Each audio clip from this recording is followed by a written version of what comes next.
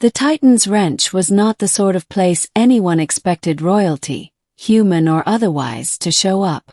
It was a greasy, dimly lit hangar wedged between the industrial heart of Mars's Cydonia city and the rust dunes beyond. The air smelled of ozone, burnt hydraulic fluid, and the occasional cheap stew from the canteen in the corner. Mechanic Elias Trent was elbow-deep in the belly of an old cargo lifter, pulling out a coolant line, when the shadow fell over him. At first, he thought it was one of the bulk freighters passing overhead. Then the shadow shifted, blocking the entire open bay door. When Elias straightened, wrench in hand, he saw it wasn't a ship. It was a dragon. Not a mythical earth dragon, but one of the Drakkar, a spacefaring species whose evolutionary lineage had given them scales, wings, and enough mass to crush a hovercar without trying. This one was massive even for his kind, his black and gold scales glinting in the dusty Martian light. His wings were folded neatly, though their tips still brushed the doorframe. Elias froze. The Drakkar were complicated. Some served as mercenaries, others as merchants, and some as predators of less fortunate colonies. But this one didn't look hostile. His eyes, a deep molten amber, were locked not on Elias, but on the metal table in the corner where a bowl of leftover stew sat steaming. "May I have leftovers, sir?" the dragon asked, voice a strange, resonant purr that rattled the air. Elias blinked. "You want my stew?" The dragon nodded, his head lowering until one great eye was level with the mechanic's chest. Elias glanced toward the bowl. It was barely half a meal, scraps from the canteen. "You've gotta be kidding. You could eat 10 of those and still be hungry." "Still," the dragon rumbled. "May I have it?" Something about the tone made Elias pause. It wasn't greed. It wasn't even hunger as most people knew it. It was desperation. Without another word, Elias pushed the bowl toward him. The dragon's tongue, long, scaled, and oddly delicate, scooped the stew up in one motion. He swallowed, eyes closing briefly, and then Elias saw it. For just a moment, deep in that molten amber gaze, something shifted, like watching a dying star flare back to life.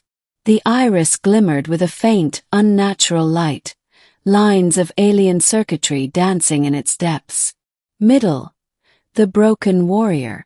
The dragon introduced himself as Karath of the 13th scale, though he quickly told Elias to call him Wrath. He didn't leave right away. Instead, he crouched awkwardly inside the hangar, talons clicking on the deck, and spoke in low, almost hesitant tones. "I have flown 1,000 battles," he said, "but now, cannot fight, cannot hunt. I have not eaten in days." Elias studied him more carefully. Up close, Wrath's scales were dulled, cracked in places. His right wing twitched occasionally, as though in pain. But it was his left eye, the one Elias had glimpsed earlier, that drew his attention. "You've got tech in there," Elias said quietly. "Implant." Wrath's expression darkened. "A battle augmentation. It once linked me to my wing brothers in the Void Wars. But the war is long over. And the link is dead. Without it, He trailed off, jaw tightening. Elias had heard rumors.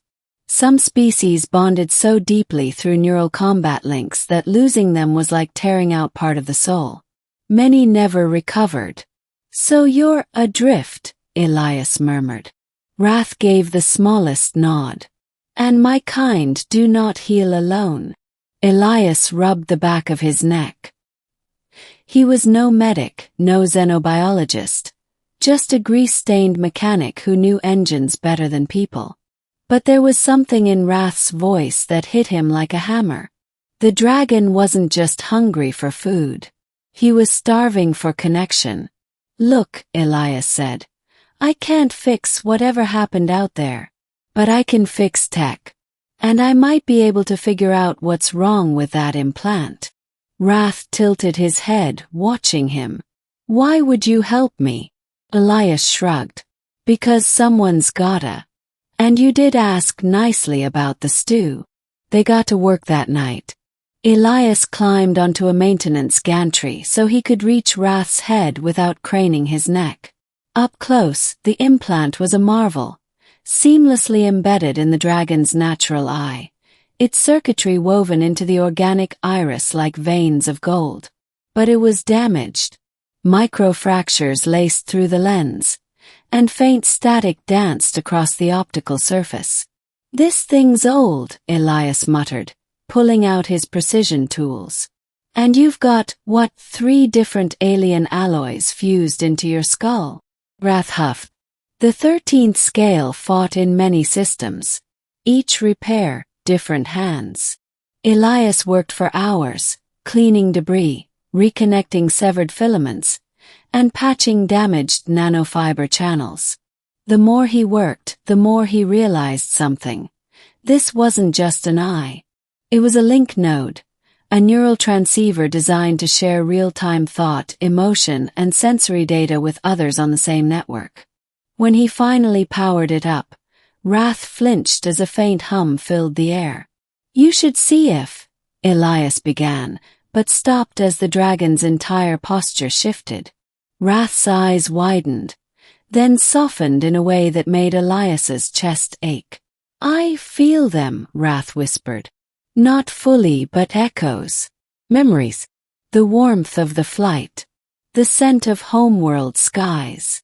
Elias stepped back. Guess that's a good sign. Wrath's gaze locked on him, and for a moment Elias thought he saw something else in those amber depths.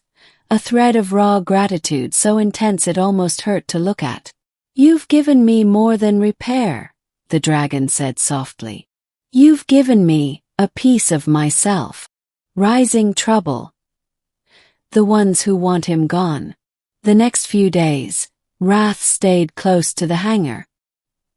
He helped Elias move cargo crates, adjusted ship mounts, even used his wings to shield the bay during a sandstorm. But not everyone was happy about a Drakkar in Cydonia. One evening, Elias found 3 armed men from the local security guild waiting outside the wrench. Their leader, a scar-faced Martian named Keller, spat on the deck. Heard you've got a war beast holed up in there, Keller said. City doesn't want trouble. He's not causing any, Elias said flatly. Keller sneered. Yet, look mechanic, you know how it goes. Drakkar bring blood. We're giving you a chance. Make him leave or we'll make him leave. When Elias didn't answer, Keller leaned in. He's half dead already. You think he's worth losing your shop over? Inside, Wrath had clearly overheard. When Elias came back in, the dragon's eyes were downcast. They are right. My presence brings danger. Elias shook his head. Your presence brings you. And I don't throw people out because others are scared.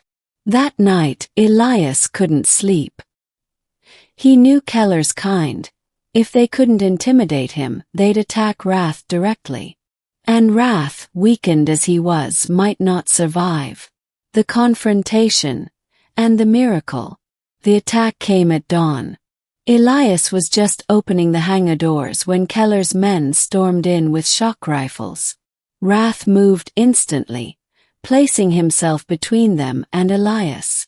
Energy bolts sparked off his scales, but some found the gaps, and the dragon roared in pain. Elias grabbed a heavy spanner and swung it into one attacker's helmet, knocking him out cold. Wrath, don't kill them, he shouted. I was not planning to, Wrath growled.